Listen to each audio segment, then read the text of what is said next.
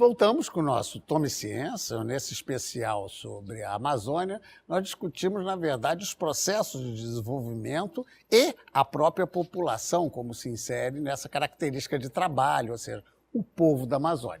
Para isso, nós estamos aqui contando com a colaboração da Tatiana Schor, que é da UFAM, né, e trabalha em toda essa parte de meio rural e meio ambiente, o Glademir Salles dos Santos, que é do projeto Nova Cartografia Social, e o Marcelo Seráfico, que é sociólogo e estuda muito mais Estado, desigualdade e, especialmente, teve uma dedicação à Zona Franca que ele falou no primeiro bloco. Mas agora, Marcelo, eu vou lhe pegar para ver uma característica. Nós traçamos um quadro extremamente de desigualdade, né? Em que grau você determina? Você acha que ela é uma desigualdade mais expressiva na Amazônia do que a desigualdade social do Brasil, nas grandes metrópoles, dos pobres e ricos? Como é que você define essa questão? Olha, eu acho que dá para a gente falar de, pelo menos em termos bastante gerais, macro, de não duas desigualdades, mas de duas escalas, e a Tatiana me ajuda, de desigualdade. Uma que tem a ver propriamente com a criação dos incentivos fiscais relativos à Zona Franca, que acabou promovendo uma alta concentração de atividades econômicas na capital, em Manaus, e com isso uma alta concentração de renda aqui também. Em alguns estudos do professor Márcio Postman relativos ao Atlas da Exclusão Social, se verifica que 2 bairros da cidade de Manaus concentram cerca de 85% da renda da cidade. Não é? Então, são um indicador expressivo de alta concentração na capital. Então, um primeiro dado seria esse. Numa primeira escala, houve, a partir da Zona Franca de Manaus, uma espécie de esvaziamento do interior do Estado por conta das... Até da busca de emprego, né? Exato.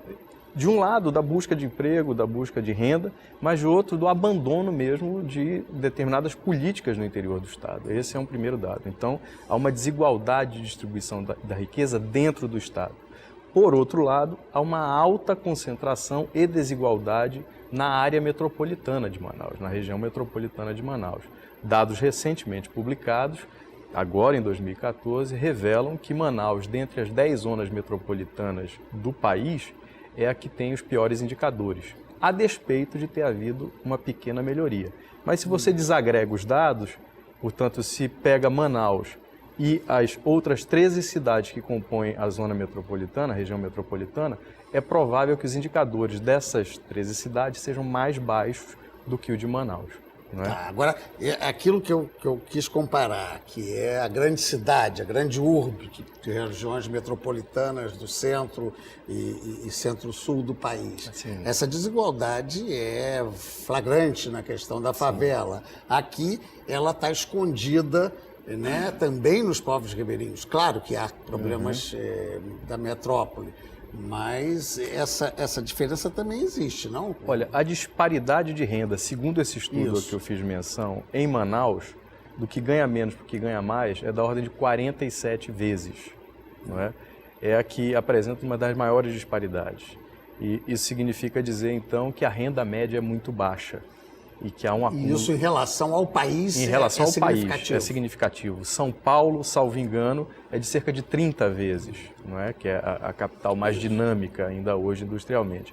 Então, isso é perceptível na paisagem da cidade, na paisagem urbana, não é? Na distribuição dos bairros, no acesso a serviços públicos. Não é? Há áreas que têm, se não todos os serviços necessários de água, saneamento, equipamentos públicos como escolas, de lazer, outras áreas são privadas de tudo isso. Bem, aí, Tatiana, como é que a gente fica em relação a esse aspecto, né, entre o pobre da região metropolitana, esvaziado do salário, e o ribeirinho, o de várzea? Como é que você compararia? Que tipo de povos, no caso, diferentes podem ser? Fazendo um gancho com o que o Marcelo estava falando, né? Se a gente pega os IDHMs, os Índices de Desenvolvimento Humanos Municipais do Brasil, entre os 10 piores, 5 são do interior do Amazonas, né?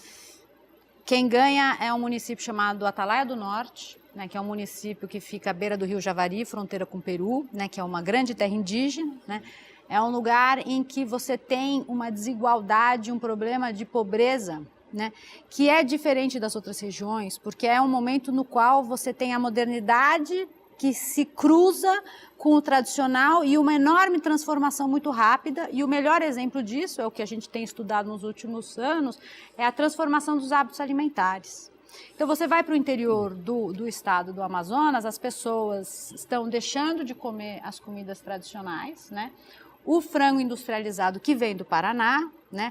O ovo que vem do Paraná, ou de Uberlândia, ou de Rondônia, né? Ele vai fazer parte da dieta do nosso ribeirinho. Mas como que é? A dificuldade de chegar? Deve chegar a um preço mais alto. O que leva eles a essa perspectiva? Não, isso que é interessante, né? O Brasil ele tem uma tendência a homogeneizar a visão de Amazônia, né? E de ter uma coisa idílica sobre a Amazônia, né? Então, eu trabalhei um pouco com questão de preço, variação de preço entre as cidades e nas comunidades ribeirinhas. Se você pega uma cidade que nem Tabatinga, que é na fronteira, né, Brasil, Peru, Colômbia, 1.000 e tantos quilômetros de Manaus, 6 dias de barco, porque não adianta linha reta, porque linha reta não existe. O preço do tomate, eu estava falando anteriormente sobre a variação de preço na cheia e na vazante, né? Quando o tomate de várzea aparece, chega a R$ 2,50 o quilo, né, em Manaus.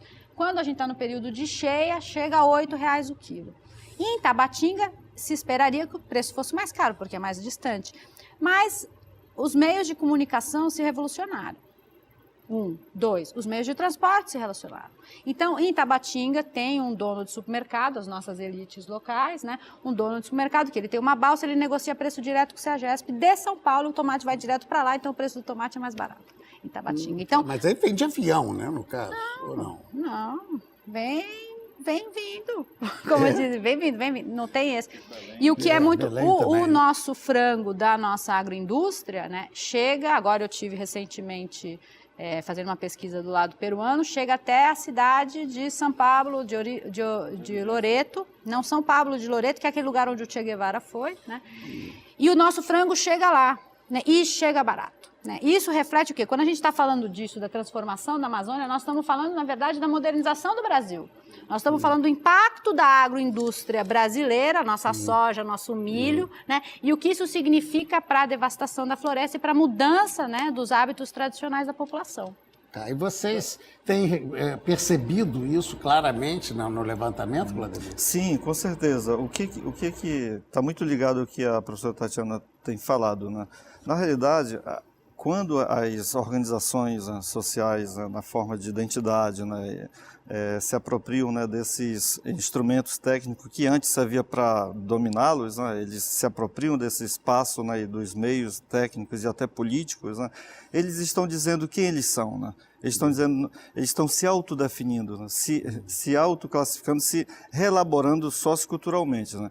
Essa reelaboração do espaço social, né, eles estão mostrando a leitura que eles têm da Amazônia, né, que vai contra uma outra leitura, que é a leitura da Amazônia a partir, vamos dizer assim, do dado biológico, do dado econômico, sobretudo de uma ideia, né, de uma interpretação especificamente econômica na Amazônia, né? Então, eles estão lidando com a ideia da relação com os recursos naturais, né, que é uma aposta, né, que eles fazem, né, dizer, se nós preservarmos aqui, nós vamos ter condições de reelaborar também meios, né, de autonomia econômica para poder justamente se superar. Me parece, então, Vladimir, que o projeto, ao contrário do que a gente está sempre acostumado a ver, né, a ciência estudando mais os fenômenos do que interferindo nesses fenômenos, o projeto de vocês é bastante interferente, né? No sentido de dar pertencimento, de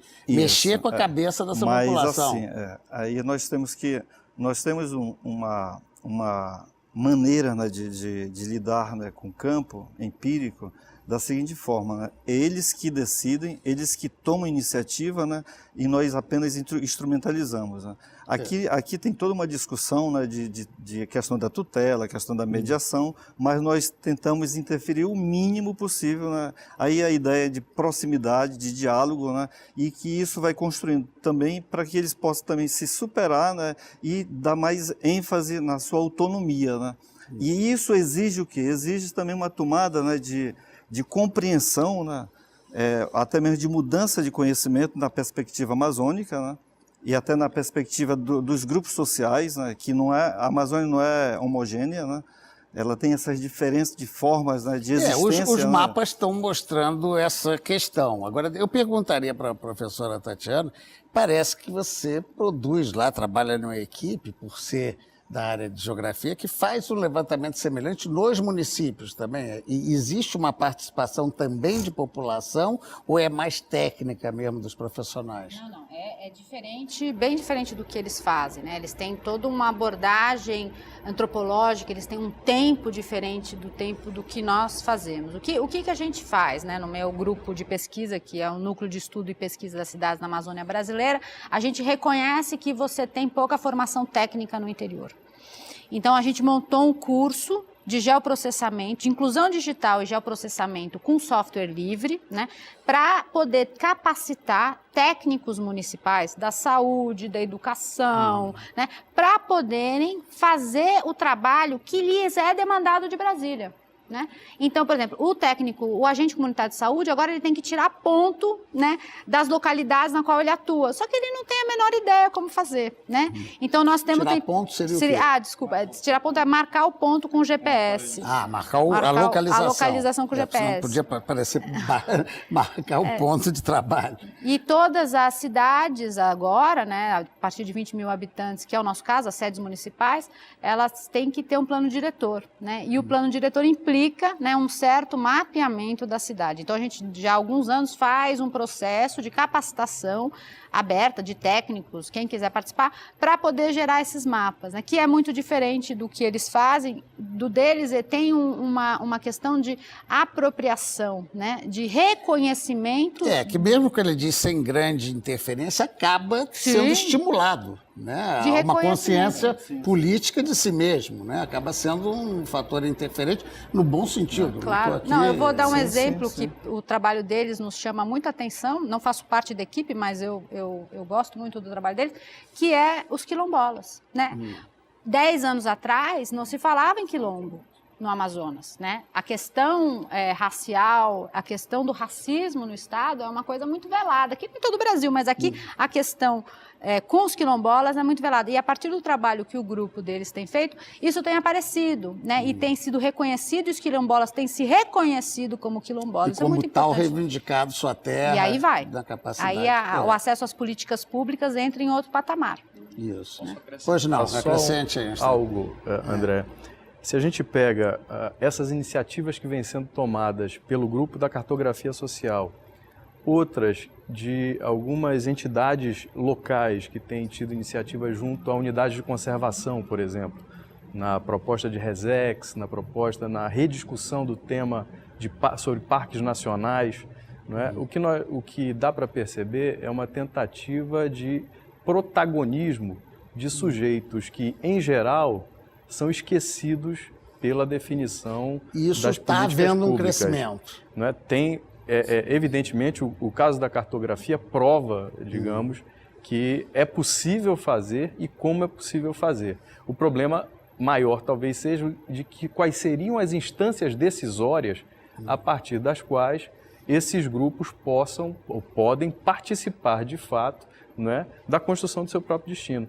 Porque se a gente volta um pouco no tempo, lembra que do período do fim da borracha até a criação da Zona Franca, a região ficou como que aqui-vagar na história do país. Quer dizer, não se sabia muito bem o que fazer, a não ser em 1942, com os acordos de Washington firmados lá pelo Getúlio Vargas, que foram uma tentativa de reanimar os seringais. A Fortilândia também. Também, não é? Mas, quer dizer, são tentativas que olham a Amazônia de cima, não é? reconhecem a política militarista para a região, foi claramente isso, de ocupação do vazio demográfico, isto é, as áreas habitadas por ribeirinhos e indígenas eram vistas pelo poder central como vazios, que precisavam ser ocupados. É evidente que esse discurso vem sendo substituído agora por conta da questão ambiental, do próprio protagonismo desses povos que conquistaram, na verdade, não foi nada concedido, né, espaços que não são apenas nacionais nem são locais, são espaços mundiais de debate. Bem, então, deixa eu dar uma parada aqui, que a gente tem que fazer um intervalo, a gente volta já já, que o papo está evoluindo. Um instantinho só, voltamos.